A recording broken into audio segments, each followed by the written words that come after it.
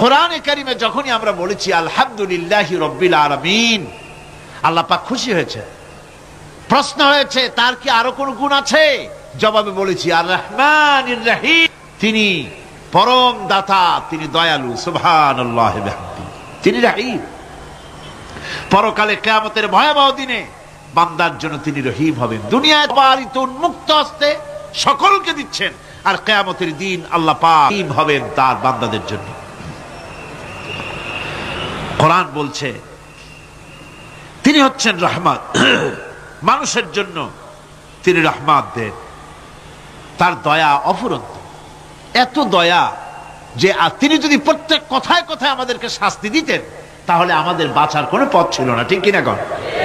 কোরআনে কারীমে আল্লাহ পাক বলেছেন ওয়ামা আসাবাকুম মিন মুসিবাতিন ফাবিমা কাসাবাত আইদিকুম ওয়া ইয়াফু আন কাসীর। তোমাদের উপরে যত বিপদ আসে সমস্ত বিপদগুলি তোমাদের হাতের কামাই করা, নিজেদের রোজগার করা, তোমাদের নিজের হাতের কামাই করা। ওই হাতের কামাই করার কারণে সেগুলির জন্য যে আযাব হওয়া উচিত ছিল আমি অনেকগুলি ক্ষমা করে দেই, সব তোমাদের হাতের কামাইয়ের জন্যই বিপদ হয়, আর অনেকগুলি তো আমি ক্ষমা করে দেই। কথায় কথায় যদি প্রত্যেকটা ব্যাপারেই শাস্তি দিতাম তাহলে পৃথিবীতে শ্বাস ফেলার সময় তোমরা পেতে না। আল্লাহ পাক হচ্ছেন সেজন্য রহমান, আর তিনি রহিম। কিয়ামতের দিনের জন্য এই পৃথিবীতে মানুষ গুনাহ করা স্বাভাবিক, কিনা কন? সব মানুষই গুনাহ করে। এই গুনাহগার যত বড় গুনাহগার হোক না কেন, গুনাহগার যখন তওবা করে, তওবার অনুভূতি যখন আসে এবং সে যখন অনুশোচনা করে, তখন তার অপরিসীম দয়া সেই অনুশোচনাকে কবুল করে নেয়। অনুশোচনার এক বিন্দু অশ্রু গুনাহগারের অনাচারের সমস্ত দাগ মুছায় দেয়, মনে হয় যেন তার আমলনামায় কোনো দাগই ছিল না। সুবহানাল্লাহ। এজন্য বলা হয়েছে তাইবু মিনাজ যামবি কামান লা যামবা লাহু। গুনাহ থেকে যে তওবা করে মনে হবে তার সে কোনো গুনাহই করেই নাই, আমার বন্ধুগণ, আল্লাহ পাক কেমন রহিম! এই পৃথিবীতে মানুষ যত অপরাধ করে সেই অপরাধ বাপের সাথে করুক, মায়ের সাথে করুক, ওস্তাদের সাথে করুক, পীরের সাথে করুক, অপরাধ করলে পরে কেউ বলে না যে কাছে আয় ক্ষমা করে দেই। কেউ বলে নাকি? কেউ বলে না। আল্লাহ পাক কেমন রহমান, এমন রহিম। বান্দা যখন গুনাহ করে আল্লাহ পাক গুনাহগারদেরকে ডাকেন, চুরি করেছিস, গুনাহ করেছিস, মদ খেয়েছিস, জিনা করেছিস, জুয়া খেলেছিস, হত্যা করেছিস, কুফরি করেছিস, শিরক করেছিস, যত রকমের পাপ করিস না কেন ফিরে আয়, চোখের পানি ফেল, আমি আল্লাহ রব্বুল আলামিন মাফ করে দেব। কোরআনে কারীম বলছে ইল্লা মান তাবা ওয়া আমানা ওয়া আমিলা আমালান সালিহান ফাউলাইকা ইউবাদদিলুল্লাহু সাইয়্যাতিহিম হাসানাতিন ওয়া কানাল্লাহু গফুরার রহিমা। কিন্তু যে ব্যক্তি তওবা করেছে এবং ঈমান এনে পরবর্তীকালে ভালো কাজ করেছে, তাদের মন্দ কাজগুলি আল্লাহ পাক ভালো কাজ দিয়ে বদলায় দিবেন। এত বড় একটা কথা শুনে সুবহানাল্লাহ মুখ থেকে বেরোলো না? গুনাহগার যত গুনাহ করেছে সে যদি তওবা করে, ওই সব গুনাহ যদি না করে, তার সাইয়্যাতগুলি আল্লাহ পাক হাসানাত দিয়ে বদলায় দিবেন। মানুষেরা চুরি করে, ডাকাতি করে, জিনা ব্যভিচার করে, যা কিছুই করে থানায় ধরা পড়ে।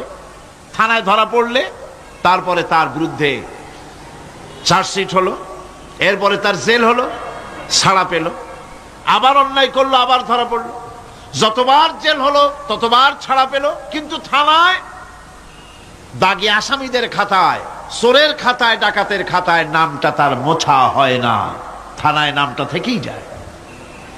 কিন্তু আল্লাহ রাব্বুল আলামিন এমন এক বিচারক, এমন রহমান, এমন রহিম, মানুষ যদি গুনাহ করে, যত বড় গুনাহ করুক, এই গুনার পরে সে যদি অনুশোচনা করে, তওবা পড়ে, গুনাহ থেকে যদি ফিরে থাকে, আর যদি সেই গুনাহ না করে, আল্লাহ পাক বলেন শুধু মাফ করি না, গুনার খাতায় যে নামটা ছিল নামটাও আমি আল্লাহ মুছে ফেলে দেই। এই হচ্ছে রহমান, এই হচ্ছে রহিম, এই হচ্ছে তার অফুরন্ত দয়া, যে দয়ার কোনো শেষ নাই।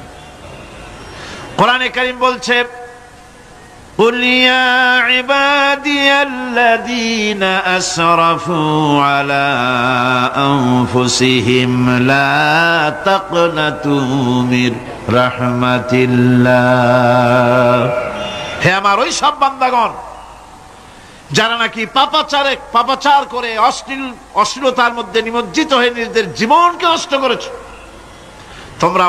তোমার অনাচার যত কঠিন হোক, যত বেশি হোক, আমার রহমত থেকে নিরাশ হয় না।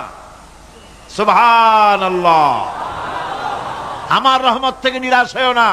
যত বড় পাপ করে থাকো, আমার রহমত থেকে নিরাশ হয় না।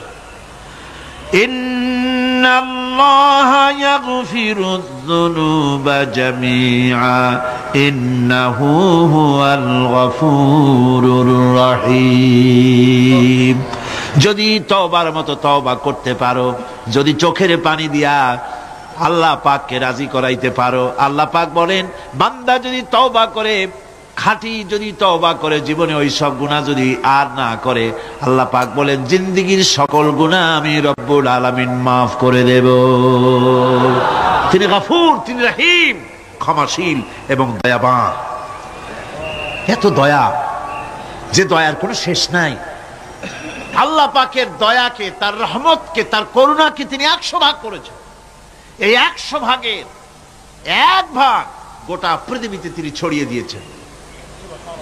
আর 99টা ভাগ কার কাছে?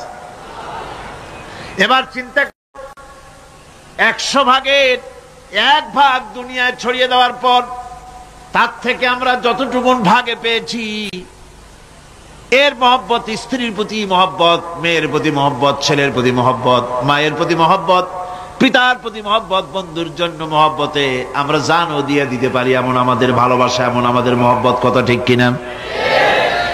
1টা ভাগ সারা পৃথিবীতে ছড়িয়ে দেওয়ার পর যেটুকুনো পেলাম, সেই ভালোবাসার তীব্রতা যদি এত বেশি হয়, আকর্ষণ যদি এত বেশি হয়, তাহলে এই 99টা মহব্বত, দয়া, রহমানিয়াতের, দয়ার, রাহিমিয়াতের যে গুণগুলি আল্লাহ পাক নিজের কাছে রেখেছেন, সেই মাবুদের দয়া তার বান্দার প্রতি কত বেশি, কি বিরাট মহব্বত। রাসূল করিম সাল্লাল্লাহু আলাইহি ওয়াসাল্লাম বলেছেন, সাহাবীরা, একটি লোক উটের পৃষ্ঠে চড়ে কোথাও যাচ্ছিল, প্রতিমধ্যে বিশ্রাম করলো। বিশ্রাম থেকে উঠে দেখে তার উট নাই। সে উটের পৃষ্ঠে তার খাদ্য ছিল, পানীয় ছিল, সব ছিল। এই লোকটা কেমন পেরেশান হয়। সাহাবীরা বললেন, হুজুর, এ তো মারাত্মক পেরেশানি। উটের মরুভূমির জাহাজ, উট হারায় গেছে, তার খাদ্য হারাইছে, পানি গেছে, সব শেষে তো মরো ছাড়া পথ নাই। দারুণ উৎকণ্ঠিত হবে লোকটা। হুজুর বলেন, এই লোকটি পেরেশান হয়ে আস। এমন সময় দেখতে পেল তার সেই উট তার খাদ্য আর পানীয় নিয়ে তার কাছে ফিরে এসেছে। বলো কেমন খুশি হয়। সাহাবীরা বলেন, হুজুর, এর থেকে এই লোকটির খুশির আর কিছু থাকতে পারে না। নবী বলেন, আমার সাহাবীরা শোনো, আল্লাহর কোন বান্দা যখন নাফরমান হয়ে যায়, আল্লাহ থেকে দূরে সরে যায়, আল্লাহ থেকে যখন এরাজ করে যায়, উঠারা ব্যক্তি উট পাওয়ার জন্য যেমন অবস্থা হয়ে যায়, আল্লাহ পাক তার বান্দার জন্য তেমন বোধ করেন। উঠারা ব্যক্তি উট পেলে পরে যেমন আনন্দিত হয়ে যায়, কোন নাফরমান বান্দা যদি সেজদায় পড়ে কাঁদে আর বলে, আল্লাহ গুনাহ করেছি, আমারে মাফ করে দাও, উঠারা ব্যক্তি উট পায়া যত খুশি হয়, এর থেকে লক্ষ কোটি কেন বেশি আল্লাহ রাব্বুল আলামিন তার বান্দার প্রতি খুশি হয়ে যান। আল্লাহ রহমান রহিম, কি দয়া, এত বড় দয়া তার।